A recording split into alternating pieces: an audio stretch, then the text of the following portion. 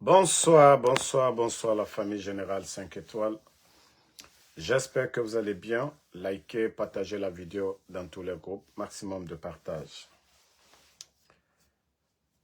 Famille, qu'une nouvelle constitution.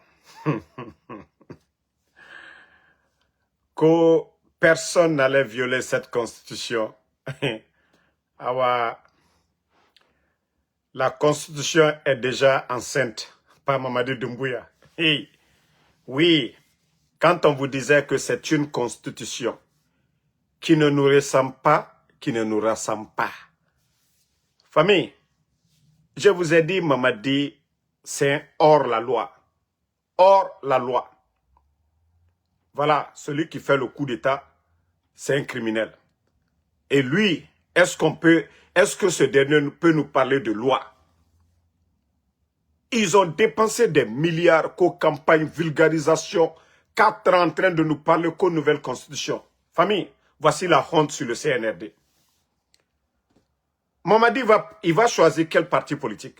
UFDG, RPG, il va choisir quel parti politique? Il va implanter le parti comment? C'est avec l'argent du contribuable guinéen, ils vont implanter le parti. Tellement que Mamadi, il a honte aujourd'hui, il est dos au mur. Qu'au candidat indépendant. Et même ça aussi, les tests de loi, il faut être accompagné, sponsorisé par qui? On dit par les élus locaux. On dit bien élus locaux. Candidature indépendante, accompagné par les élus locaux. Ceux-là, le peuple a choisi. Mais vous vous rappelez que le bandit nous avait dit ici, oh, nous allons commencer les élections, comment ils ont dit même, c'est-à-dire en bas jusqu'en haut. C'est-à-dire qu'ils allaient commencer par les législatives et communales, ainsi de suite, pour aller aux élections présidentielles. C'est-à-dire un maire est élu. Les députés sont élus. Donc, c'était ça le plan initial.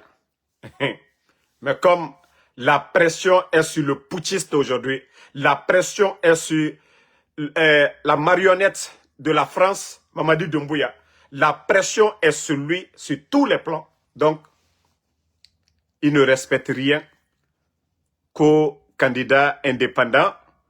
Et voilà, voici lui-même qui est en train de violer les tests de loi dans ce pays-là.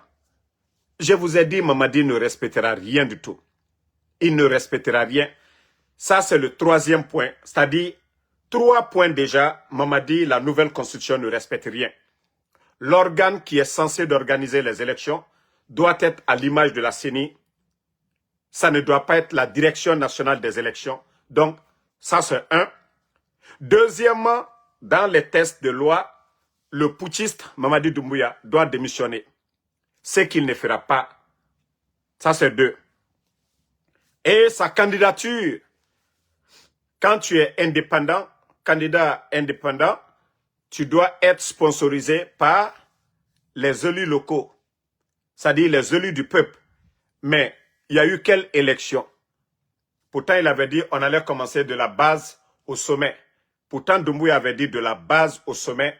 Si tel était le cas, personne n'allait parler. Mais comme c'est du sommet maintenant pour décembre, donc Mamadi déjà, il est en train de tout violer. Il est en train de violer leur nouvelle constitution parce que nous, ça ne nous regarde pas. Hein.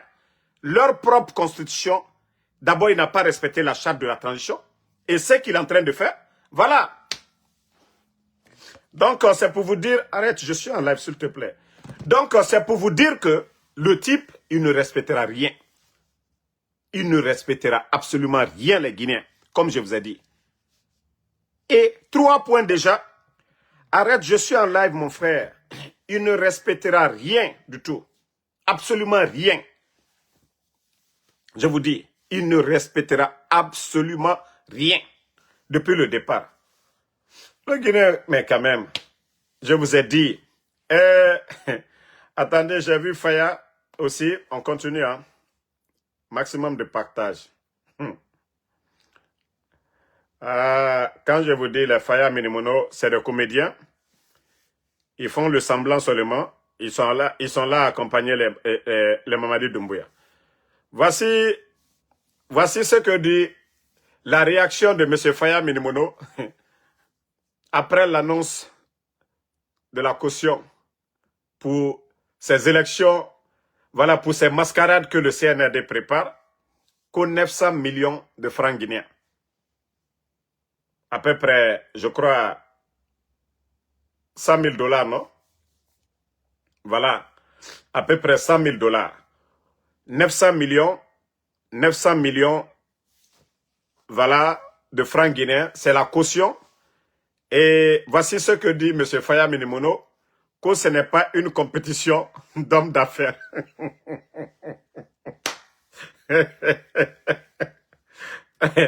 Bon, vous entendez?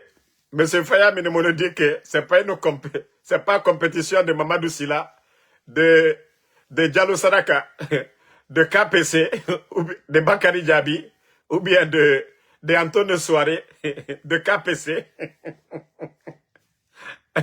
Donc, j'ai dit Mamadi, on a affaire à des bandits. C'est-à-dire, il y a Ben Youssouf déjà qui s'est retiré.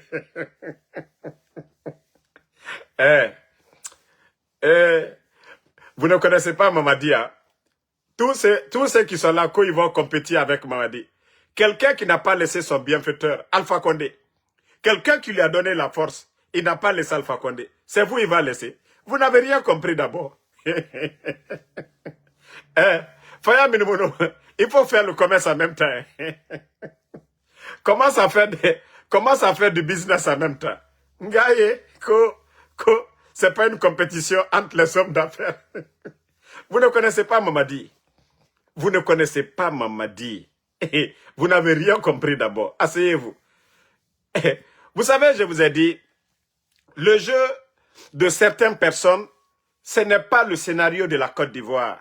Pour dire non, Robert Gueye avait organisé les élections et que Laurent Gbagbo a pu prendre.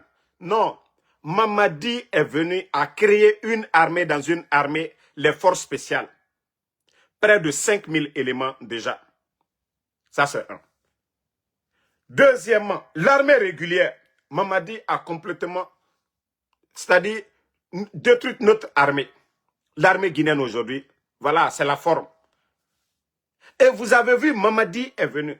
Les élus du peuple, les maires, il les a tous remplacés par des délégués. Vous avez vu ça. Il a remplacé les chefs de quartier. Les gouverneurs aujourd'hui ne jurent qu'au nom de Mamadi. Les préfets ne jurent qu'au nom de Mamadi. Les chefs de quartier ne jurent qu'au nom de Mamadi. Ok? Maintenant, Faya, vous avez quelle chance? Je vous dis, la seule solution, c'est le soulèvement populaire. Le rapport de force, c'est ce qui fera partie Mamadi. Mais tous ceux qui pensent, oui, ok, on ne doit pas refuser, on doit aller à des élections. Je vous jure, vous êtes en train de perdre votre temps. Moi, je sais que l'UFDG face à Mamadi, oui, consciencieusement, l'UFDG peut gagner des élections face à Mamadi. Moi, en Soudamaro, je peux donner ma voix, je peux apporter mon soutien à l'UFDG. Je sais que si l'UFDG n'est pas là, le RPG, je peux donner ma voix au candidat du RPG. Consciencieusement, même devant Dieu, je sais que oui, ces partis-là peuvent gagner face à Mamadi. Ce n'est pas pour rien que ces bandits-là, ils ont essayé de suspendre ces partis-là. Mais moi, je ne peux pas venir faire un combat dans le vide pour dire, je vais soutenir un parti, voilà, qui n'est pas implanté, qui n'a pas de poids face à Mamadi et dire que, voilà, Mamadi a... Non, non, non. Vous saviez bel et bien que vous ne pouvez pas. Vous devez être avec les forces vives. Ensemble, nous pouvons faire partie de ce bandit. Si vous vous rappelez, lors de son interview avec Alain Foucault, il l'a dit devant tout le monde. Qu'aussi il a peur de quelque chose, il a peur de la révolte populaire. Nous ne pouvons pas aller en rang dispersé. Ensemble, nous pouvons faire partie de ce bandit-là. C'est quand le peuple va sortir. Vous avez vu? Est-ce que l'armée, c'était dans le plan de l'armée du côté de Madagascar pour faire partie le président? Non. C'est quand le peuple est sorti. C'est pourquoi on dit le pouvoir, c'est pour le peuple. Quand le peuple décide, personne ne peut arrêter. Mais on ne peut pas le faire en rang dispersé. Tant que vous refusez de refuser de les accompagner. Parce qu'ils ont fait exprès. Le parti de Sidia et Faya, vous savez que vous ne représentez pas grand par rapport à l'UFDG et le RPG. Partagez en famille les cœurs. Donc, si vous n'avez pas compris cela, que vous voulez aller vous faire voir, ou vous partez chercher vos intérêts, partez. Mais ce qui reste clair, vous n'avez aucune chance devant ces gens. Vous avez vu Madagascar, quand le peuple est sorti, vous avez vu? Qui pensait que le militaire qui a pris le pouvoir, là, personne. Donc c'est pourquoi je vous dis, à tout moment, la donne peut changer. La donne peut changer à tout moment. Donc, c'est pourquoi je vous dis, nos critiques, nos dénonciations doivent continuer. Voilà. Mais si vous voulez faire le semblant de faire le double jeu, voilà, soutenir. Non. Moi, je suis convaincu 100%, Inch'Allah, Mamadi Doumbouya va sauter. Ça, c'est clair et net. Et déjà, son parjure est devant tout le monde. Le parjure de Doumbouya est devant tout le monde. Oui. Ceux qui s'entêtent de dire Mamadi, ils font le semblant. Le parjure, attendez même, nous on ne parle plus maintenant, les supporters du CNRD, c'est eux qui parlent à notre place. Voilà. Bon, Mamadi d'abord.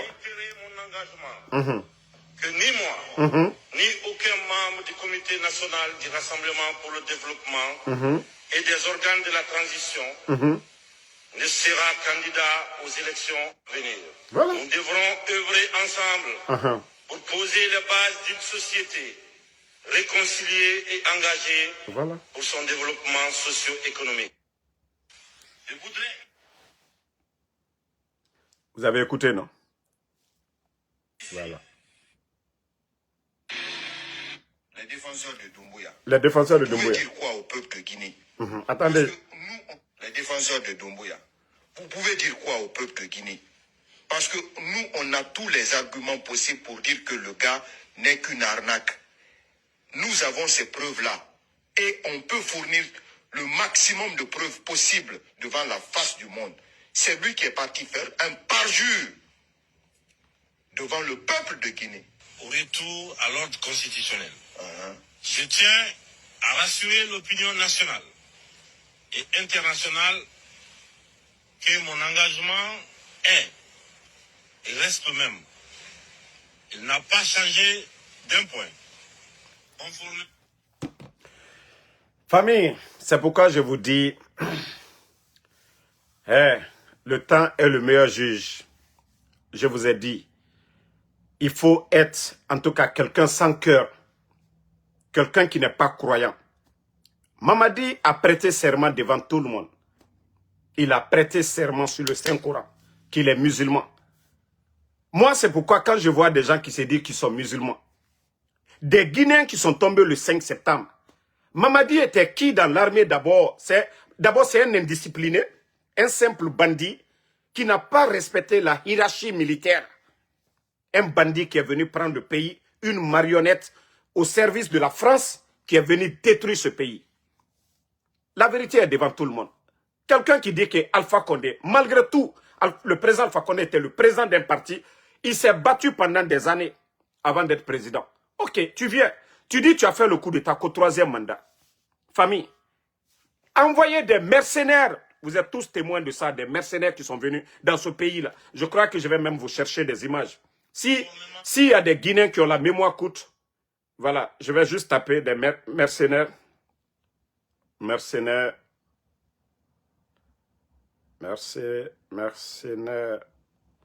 le 5 septembre. Aujourd'hui, on ne ment plus, hein, en Guinée. Le monde d'aujourd'hui, on ne peut pas mentir. Mettez les cœurs, hein. Je vais juste chercher les images de ces mercenaires. Voilà. Ça, c'était le 5 septembre. Tout le monde avait vu ces images-là le 5 septembre. Je vais chercher d'autres encore. Le 5 septembre, des mercenaires. Voilà. Je vais vous chercher quelques images encore. Et voilà. Heureusement que j'ai... Vous avez vu? Attendez.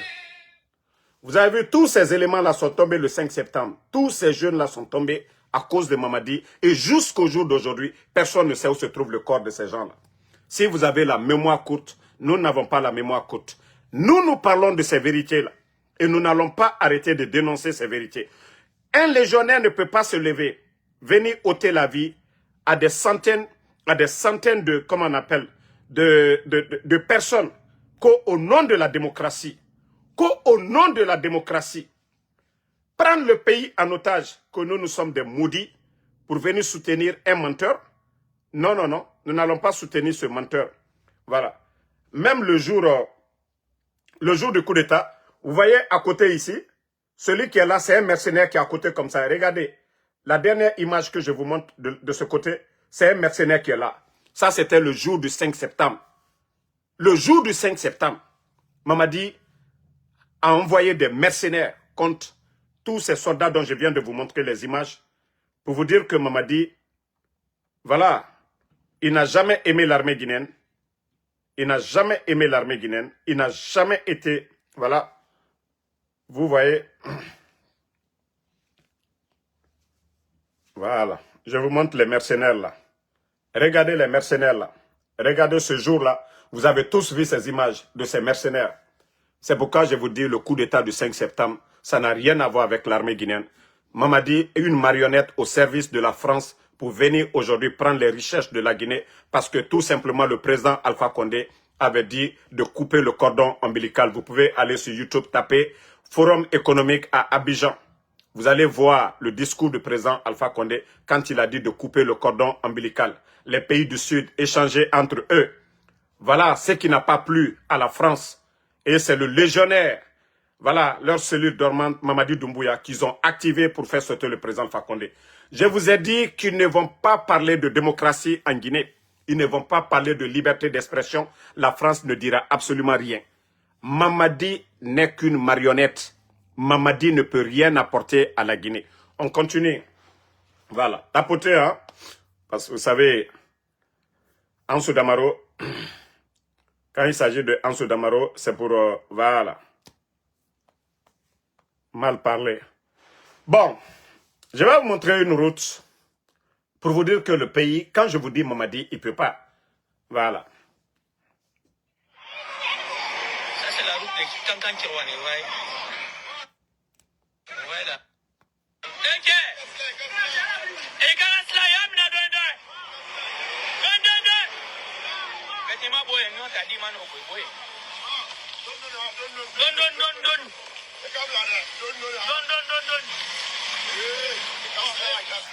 Bon, je ne dis pas que on doit résumer l'histoire d'un pays en 4 ans de gestion. Je ne suis pas de ces gens-là. Il faut être de mauvaise foi.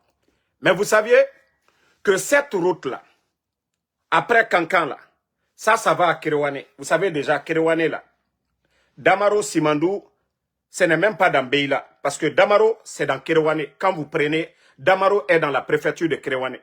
Ici, c'est la route de Kerewane.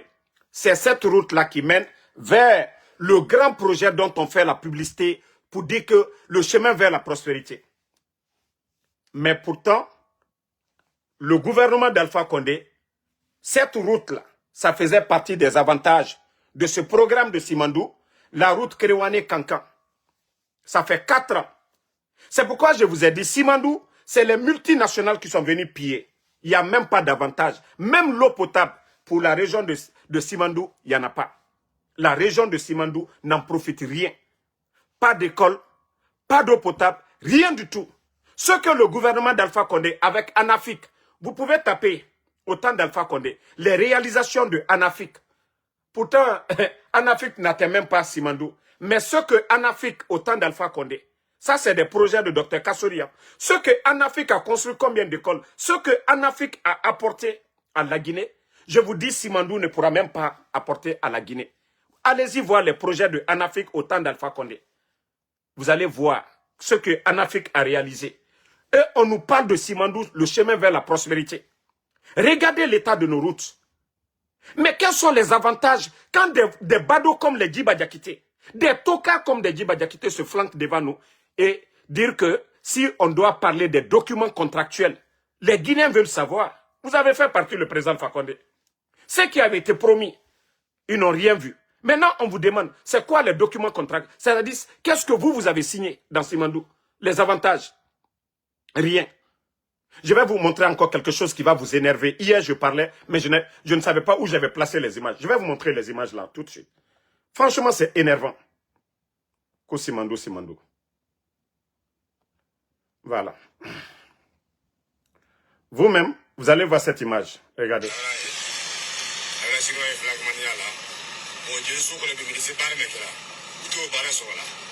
Partagez. Regardez.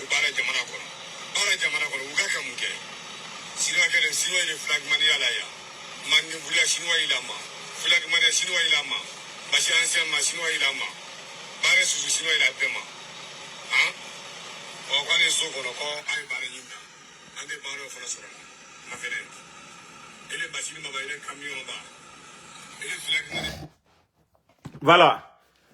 Voici le programme Simando, hein? Projet Simando. Vous savez, quand je dis que ceux qui nous dirigent, ils n'ont pas la notion de la République, ils n'ont pas le niveau, ils n'ont pas l'expérience. Ce qui se passe en Guinée, nulle part. Et pourtant, ils aiment se taper la poitrine qu'ils sont souverains. Je vous dis, les multinationales, ce qui se passe en Guinée, aucun pays souverain ne va l'accepter. Nous avons des usines d'eau minérale chez nous en Guinée, vous avez Koyaé depuis longtemps. Mais je vous dis, ces entreprises, même de l'eau à boire, même le ciment, malgré des usines de ciment, au lieu d'augmenter la production du ciment, donner de l'emploi aux Guinéens, ces usines-là travaillent 24 heures pour produire le ciment. Non, non, non. Si vous voyez qu'il y a le désordre au port de Conakry, on dit, je crois, le port de Conakry, c'est 13 qui est là-bas, mais les bateaux qui viennent au compte de Simandou empêchent aujourd'hui les bateaux des commerçants de venir au port. Vous-même, vous venez de voir. Chauffeurs chinois, ciment importé, de l'eau importée, nourriture importée, rien. La recherche autour de Simandou ne profitera pas aux Guinéens. Si les ciments là profitaient à nos usines, nos unités en Guinée, ça allait créer de l'emploi. Plus de production, les usines là allaient employer, ils allaient faire des chefs, c'est-à-dire d'autres travaillent de 7 heures à 15 heures, d'autres allaient travailler. Même c'est-à-dire 3 groupes allaient travailler. Si vraiment on avait imposé pour dire non, vos ciments là, achetez, voilà, allez-y, les qualités de ciment que vous voulez, produits en Guinée, voici des avantages de ce projet. L'eau minérale, mais les Chinois, eux, ils viennent avec tout. Les chauffeurs, on refuse de prendre. Vous pensez que c'est moi, Damaro, c'est moi qui suis contre ces gens-là? Nous dénonçons pour que nos frères travaillent, mais beaucoup ne comprennent pas, tellement les gens sont bêtes. Comment on peut faire? Ils font venir tout. C'est-à-dire l'argent qu'on gagne, on nous dit, eux, ils ont 85%. La Guinée va gagner quoi dedans? Nous sommes souverains où? Pourtant, Mamadi disait, c'est ce qui est là depuis longtemps. Oui, on exploitait nos mines, on ne transformait pas. Mais franchement, qu'est-ce qu'ils ont pu apporter de plus? Mais quand on demande à Djiba Diakité, quels sont les avantages de la Guinée? Il nous dit, si nous devons mettre de bout en bout 14 kilomètres. Franchement, c'est énervant. C'est énervant. C'est pourquoi je vous parle de Ibrahim Traoré. Allez-y voir actuellement ce que les mines rapportent à l'État burkinabé. C'est un pays en guerre. Qui pouvait imaginer que non, l'État burkinabé pouvait tenir face au terreau pendant tout ce temps? Qui pouvait imaginer que le capitaine Ibrahim Traoré pouvait faire des exploits comme le projet Faso Mebo aujourd'hui? Ce qu'il est en train de faire, aucun gouvernement de la sous-région n'est en train de le faire. Il n'a pas besoin d'aller pleurnicher auprès de la Banque mondiale. Ce n'est pas la Guinée qui est là. Ce n'est pas le ministre des Mines et le ministre des Finances, le ministre de l'impôt, le gouverneur de la Banque centrale. Ce n'est pas eux qui sont à Washington en train de pleurer. Et voilà.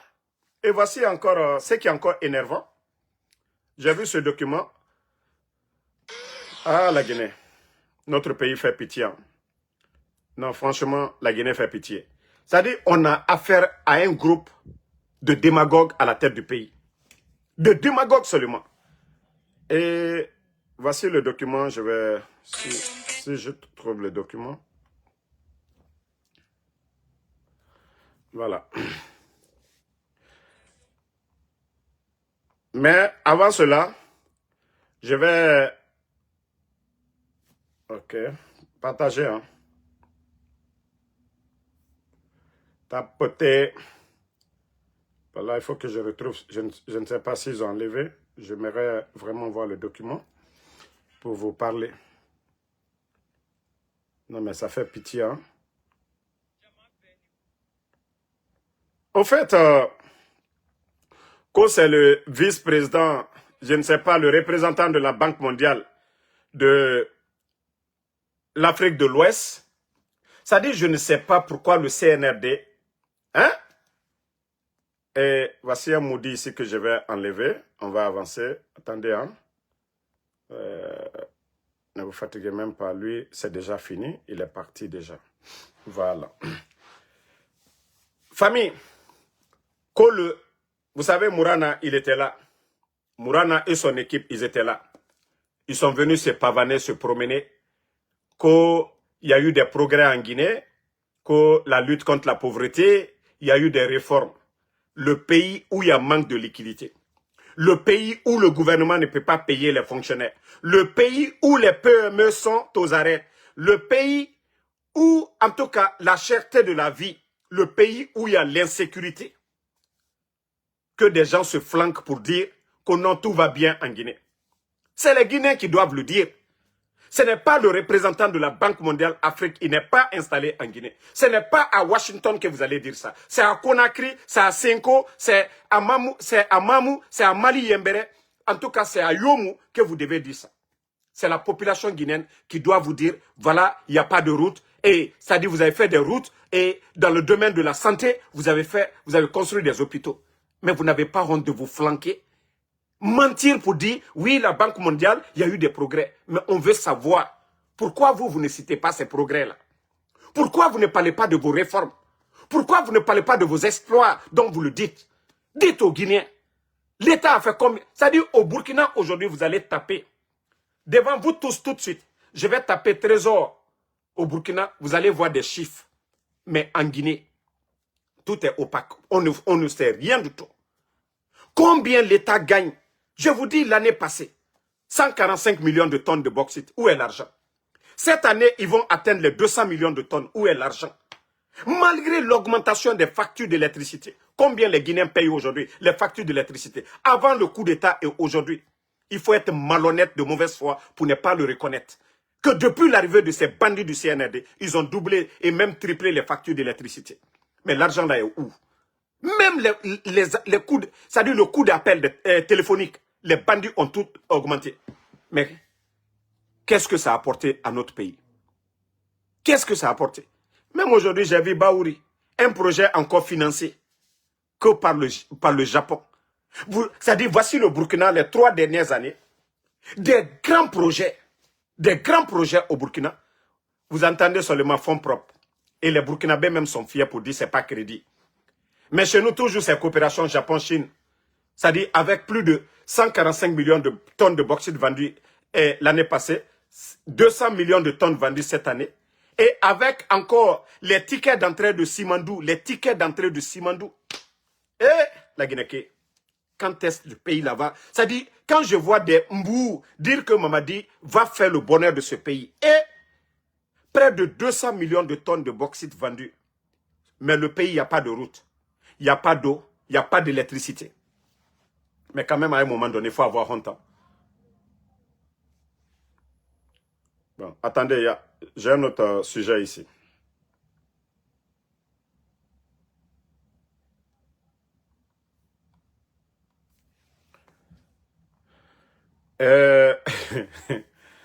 Voici le ministre Abakar Kamara, que le ministre de l'hydrocarbure. Voilà, que les stocks de carburant disponibles sont suffisants pour la consommation intérieure. Mais on veut savoir, comment vous dites que vous avez suffisamment de stocks? Ça fait une semaine, ça fait plus d'1 semaine que la région, la Haute-Guinée aujourd'hui, est en train de souffrir. Je peux comprendre. Vous savez pourquoi? Le Mali a des difficultés aujourd'hui. Le Mali fait frontière avec la Guinée. Bamako n'est pas loin de Sigiri. Mais, si vous ne prenez pas des mesures, ça fait 1 semaine. Ça fait une semaine. Si les Maliens, comme vous les avez aidés ici dans le passé, il n'y a pas eu autant de pénuries.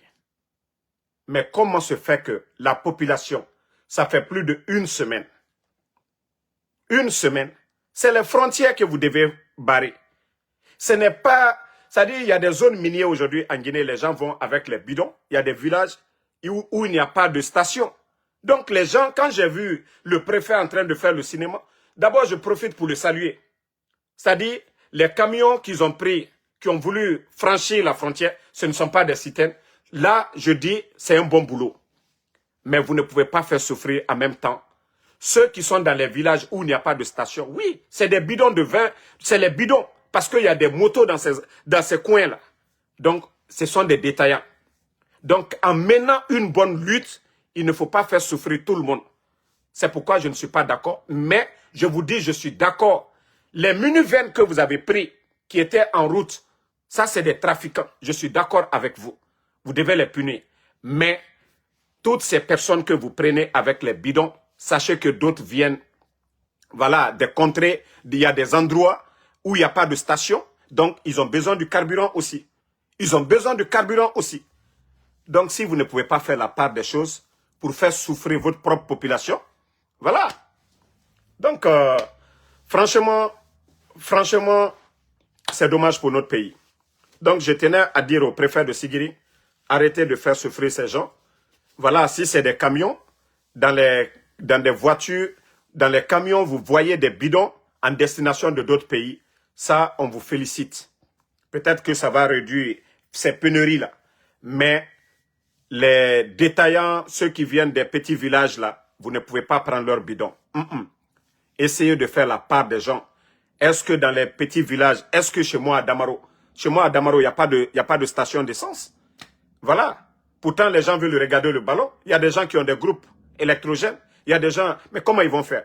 Il faut tenir compte de tout ça. Vous n'allez pas dire que non. Albaramoto, Katakatati, tous ceux qui vont essayer de traverser les frontières, je crois que vous devez sécuriser cela. Sans ces canabos, si l'essence du Mali doit sortir dans les citernes, là, nous sommes d'accord comme vous avez fait. Voilà. Mais souvent, c'est ça le problème. C'est la propagande qu'il y a en Guinée. Et les gens, souvent... Alda Fokal est baré Alda Berotien. Voilà. Je ne suis pas contre tout ce que le préfet est en train de faire du côté de Sigiri. Voilà. J'ai vu des camions. Je ne peux pas être de mauvaise foi pour dire ceux qu'ils ont fait comme ça là. Hein? Ceux qu'ils ont fait, Kafoko Akabaredjoule. Vous allez voir tout de suite là. Peut-être qu'ils vont réduire ces pénuries de carburant dans la région. Parce que c'est des Magbana, on mettait des bidons dedans pour faire sortir. Frauduleusement. On dit la nuit, les propriétaires des stations revendaient cher le carburant dans ces minivans. Et pourtant, la population est en train de souffrir. Mais la Guinée, comme nous y n'a lieu n'a la katakata ni kono, n'a la sans bidon nous, almanka ka wulu toro, almanka ka la bidonta, almanka ka muruta ka la bidon l'offra. Écoutez la population au lieu de faire souvent de faire le cinéma souvent. Non, ce n'est pas bon. Voilà. Donc, c'est ce conseil que je tenais à dire. Au préfet de Sigiri. Sinon, vous-même, vous avez vu les images à Cancan. Voilà. Vous voyez? Tout ce... Vous voyez la queue? Comment se fait que un camion de citerne Conakry, Cancan, peut-être en 24 heures, ils sont déjà là-bas. En 24 heures, ils sont déjà là-bas.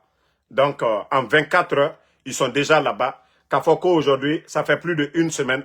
Kosanseko Krisi au côté Senyanabola, c'est vraiment dommage. Le CNRD, c'est quand ils étaient à l'intérieur du pays là qu'il y a eu un peu de crise. Parce que tous leurs véhicules là, il a fallu attendre, voilà, des citernes pour venir encore ravitailler les stations. Mais ce cas-là, le préfet d'aller doucement avec ces Guinéens qui sont là-bas. Aller à Dondoni avec les gens. Notre rendez-vous avec les responsables du FNDC pour le live concernant nos manifestations. Et comme je vous dis, c'est reporté pour demain. Partagez. Voici encore quelque chose qui fait honte à notre pays. Quand c'est mauvais, il faut dénoncer. Partagez. Regardez ces images. L'armée guinéenne. L'armée guinéenne. L'armée guinéenne. l'armée guinéenne. L'armée guinéenne. Aujourd'hui, l'armée est à l'image de Mamadi Doumbouya. Cette armée ne sert absolument à rien. Je vous ai montré les gendarmes burkinabés en train de nettoyer des écoles avant la rentrée. Je vous ai montré des militaires burkinabés aller labourer des champs. Donc, voici une armée au service de son peuple. Une armée utile. Une armée active. Mais chez nous, en Guinée, depuis l'arrivée de Mamadi, l'armée guinéenne ne sert absolument à rien. D'abord, les ravitaillements. Aujourd'hui, si vous voyez ces militaires-là, dans ces États, aujourd'hui, il n'y a pas d'avantage pour les militaires.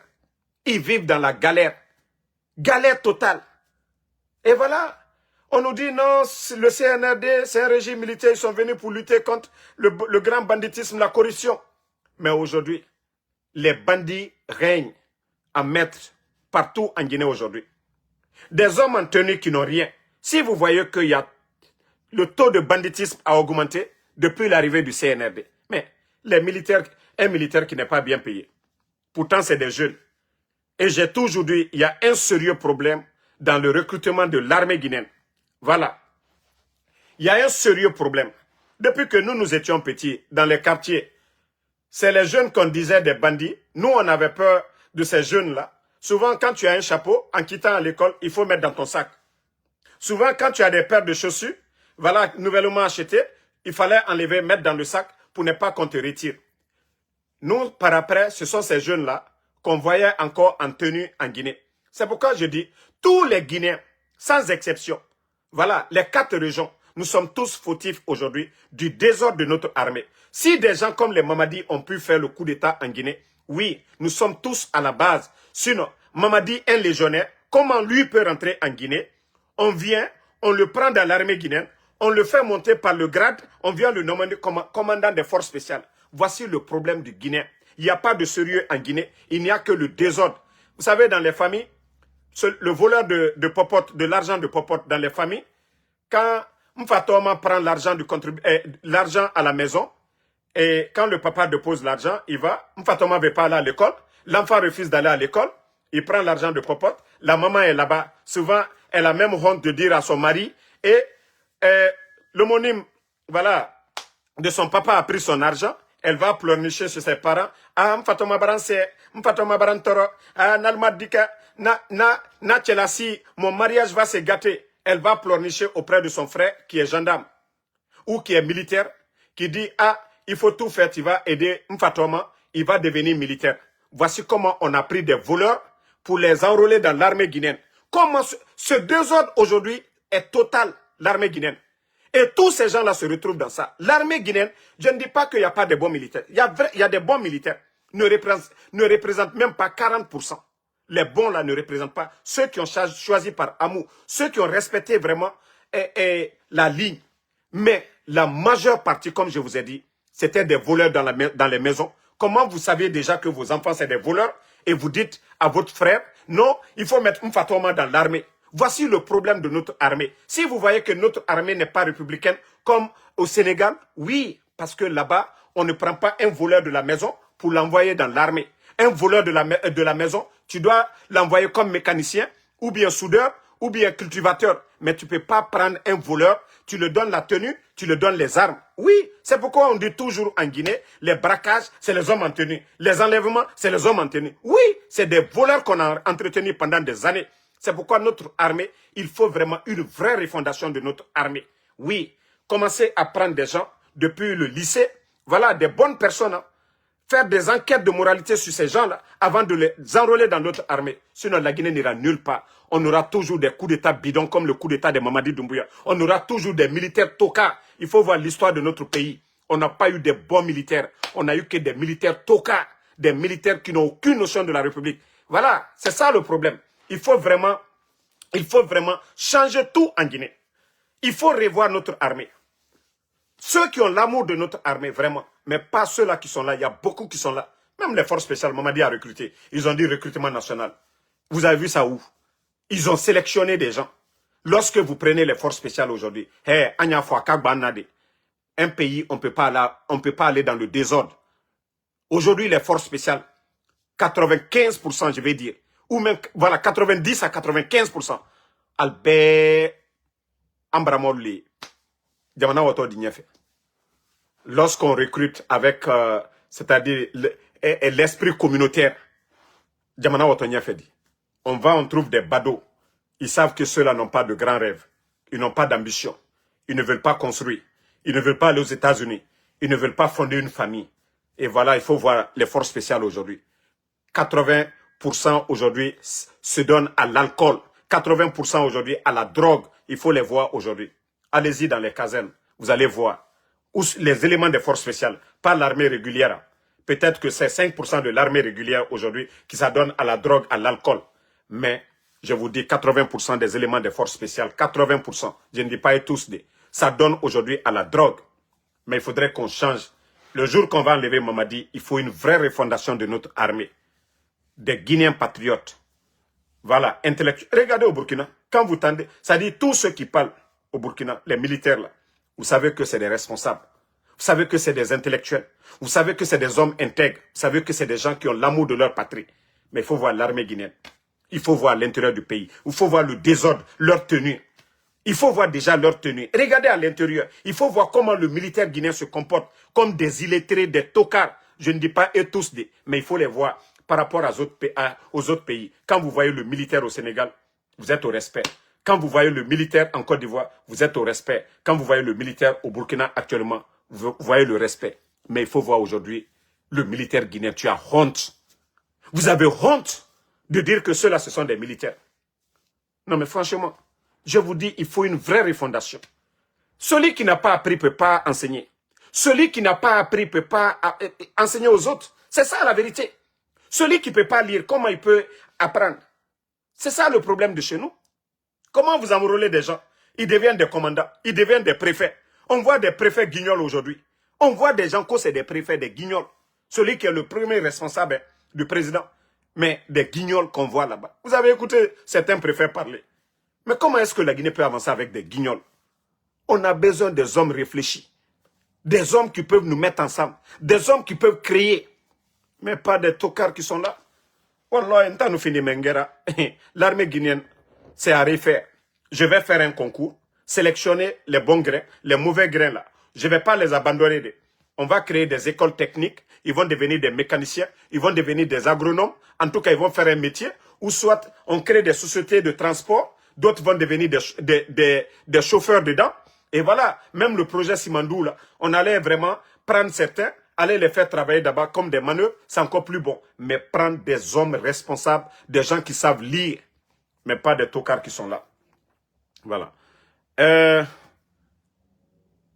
n'ai pas encore fini à tapoter. Avec... j'ai un sujet là, je ne veux pas que ça m'échappe. Voilà, partagez. Mamadou Doumbouya, les services de renseignement de Doumbouya, je sais que vous me regardez. Transmettez le message à Mamadou Doumbouya. C'est pourquoi je ne peux pas aimer Doumbouya. Dites-lui, la résidence privée du président Alpha Condé à Kipé, ça l'appartenait avant qu'il ne devienne président. Tous les Guinéens sont au courant de ça. La résidence du président Alpha Condé. De la manière dont vous êtes en train de construire aujourd'hui des immeubles partout, le président Alpha Condé, ce n'était pas son affaire. Affaire de maison, affaire de voiture, ce n'était pas le président Alpha Condé. Il n'y a personne qui va vous dire que le président Alpha Condé lui a donné une maison. Mais la résidence privée du président Alpha Condé a Kipé. Famille, vous saviez qu'aujourd'hui, la brigade de recherche de Kipé, vers Kipé là-bas, ce sont eux qui sont logés là-bas. Vous trouvez ça normal pour un pays? Vous faites un coup d'État à votre bienfaiteur, le président Alpha Condé. Vous privez la famille du président Alpha Condé de cette maison-là. Rappelez-vous que le jour du coup d'État, les proches du président Alpha Condé, ils ont tout perdu. Même leur voiture, vous avez tout pris. La femme de Senkou, paix à son âme, Senkou Kaba, le protocole. Sa femme avait, c'est-à-dire son petit business à côté. Elle louait les véhicules, les Mercedes, en cas de... S'il te plaît, il faut arrêter mon frère, je suis en live. Donc, elle louait les voitures. Elle louait les voitures. Nous savons tous la famille de Senkou Kaba, paix à son âme.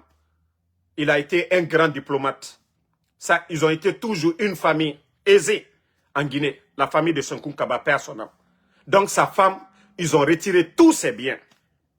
La voiture que la dame avait, tout, ils ont tout pris. Les proches, les nièces du président Alpha Condé, ils ont tout pris ce jour-là. La cour du président Alpha Condé, qu'il avait avant même d'être président. Cette cour-là, aujourd'hui encore, est dans les mains du CNRD. Il y a une brigade co de recherche aujourd'hui qui se servent de cet endroit-là aujourd'hui. Mais maman dit, il faut avoir honte. Maman dit, il faut avoir honte. Tu penses que les militants du RPG peuvent t'aimer à cause de ça? Mais il faut laisser cette cour à la famille. C'est eux qui savent ce qu'ils veulent faire. Ce qui appartient au président Alpha Condé avant qu'il ne devienne président. Mais tout ça, là, ça se fait devant vous. Ça, c'est pour la famille du président Alpha Condé. C'est eux qui savent qui ils vont loger. C'est eux qui savent s'ils vont rester là-bas. Mais vous ne pouvez pas prendre la brigade de recherche pour les mettre là-bas. Non. Allah Djomaya quoi. Aujourd'hui, vous êtes en train de donner des maisons. Maman dit, vous avez donné combien de maisons? Vous avez donné... Je vous jure, vos marabouts, vos féticheurs, vos symboles, Wallah, Atesaluma de maintenant. Il faut avoir pitié souvent. Vous avez fait sortir Damaro. Vous avez fait sortir l'autre là. La soeur du président. Alors, celle qui est du côté de la France, là, j'ai oublié son nom. Tantina Touchérif. Vous l'avez fait sortir devant tout le monde. Les anciens dignitaires, vous les avez vidés des maisons. Mais aujourd'hui, vous construisez. Je vous jure que vous allez mal finir avec ce genre de comportement.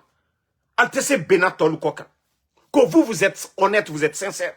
Mais regardez comment c'est que vous êtes en train de faire. Vous allez occuper la résidence privée du président Alpha Condé. Pourquoi? Est-ce que c'est un bien de l'État?